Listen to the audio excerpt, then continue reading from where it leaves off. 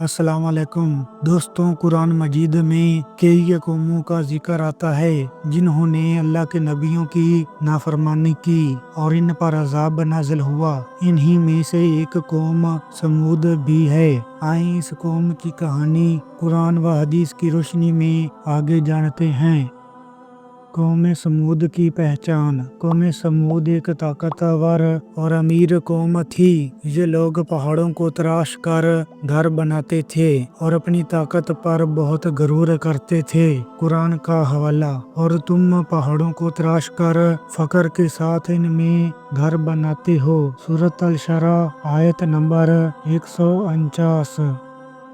हज़रत सालेह अलैहिस्सलाम की बासत। अल्लाह ताला ने हज़रत सालेह अलैहिस्सलाम को इनकी हिदायत के लिए नबी बनाकर भेजा। इन्होंने फरमाया, सिर्फ एक अल्लाह की इबादत करो। कुरान का हवाला। हमने समूद की तरफ इनके भाई सालेह को भेजा। इन्होंने कहा, ए मेरी कौम, अल्लाह की इबादत करो। सूरत अल-आराफ आयत नंबर 73। मुआजिज़ा का मुतालबा। कौम समूद ने कहा, अगर तुम सच्चे नबी हो तो हमें कोई मुआजिज़ा दिखाओ। फिर हज़रत सालेह ने अल्लाह से दुआ की और अल्लाह ने एक ऊँटनी का मुआजिज़ा दिखाया। मुआजिज़ा ऊँटनी का ज़हूर। एक खास ऊँटनी अल्लाह के हुक्म से पहाड़ से निकली। हज़रत सालेह ने फरमाया, ये अल्लाह की निशानी है, इसे कुछ न कहना। कुरान का हवाला। ये अल्लाह की ऊँटनी है जो तुम्हारे लिए एक निशानी है। सूरत अल-आराफ आयत नंबर 73। नाफरमानी और ऊँटनी का कत्ल। कौम ने हज़रत सालेह की बात न मानी। चंद बदबख्त लोगों ने ऊँटनी को कत्ल कर दिया। कुरान का हवाला। इन्होंने ऊँटनी को काट डाला और रब के हुक्म की नाफरमानी की।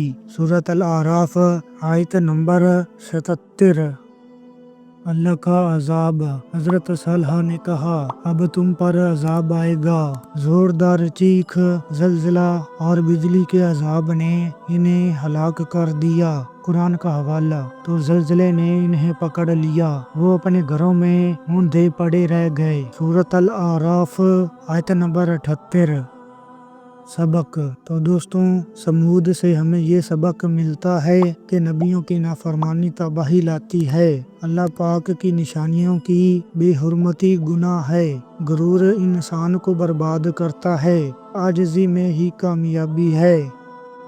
आज का पैगाम। दोस्तों, अगर आज हम भी अल्लाह की नाफरमानी करेंगे तो हम भी अजाब का शिकार हो सकते हैं। लिहाजा कुरान मजीद को समझ कर पढ़ें, आजिज़ी अपनाएं, अल्लाह पाक से अपने गुनाहों की माफ़ी मांगें और नबियों की बात मानें, हक को पहचानें और इस पर अमल करें।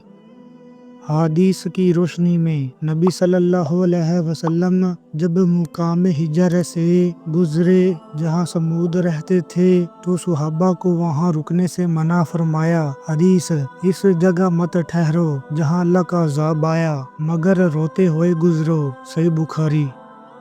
अल्लाह पाक हम सब को सीधे रास्ते पे चलने, कुरान मजीद पढ़ने और नबियों के नक्शे कदम पर चलने की तौफीक अता फरमाए। आमीन।